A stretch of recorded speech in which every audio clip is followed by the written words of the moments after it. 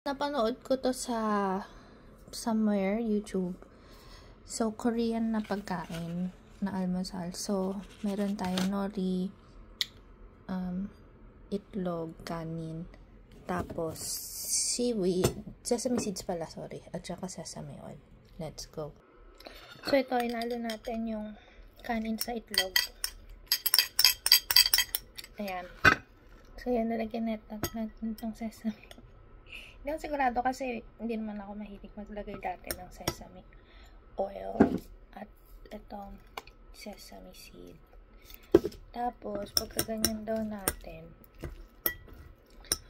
yan, inalo natin, diba? Silalagay natin dito sa nori. Charot, ganito daw. Paano ba yan? Kakamayin ko na lang. Di ako masyadong expert sa pag-chopstick ba.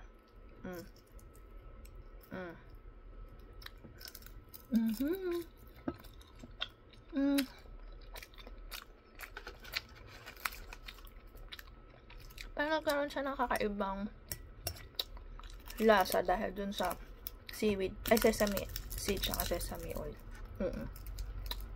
Parang nagkaroon ng nutty flavor.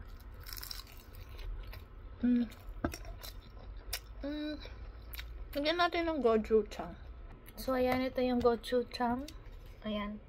Yung parang hot pepper paste ng mga Korean. Ihalo natin. Subukan natin ihalo.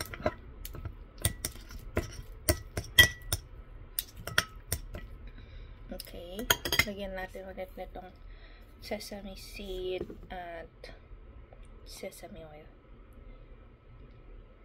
Dilagay na natin dito sa ating nori.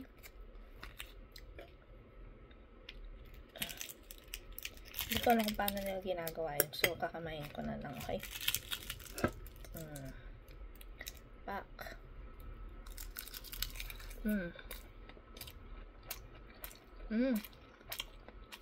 Mas masarap siya nung may gochujang.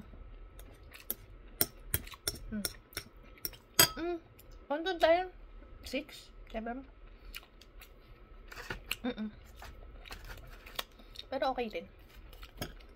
Maalat lang.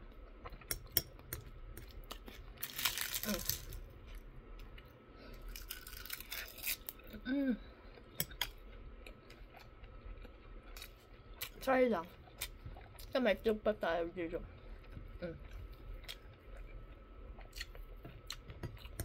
Happy eating!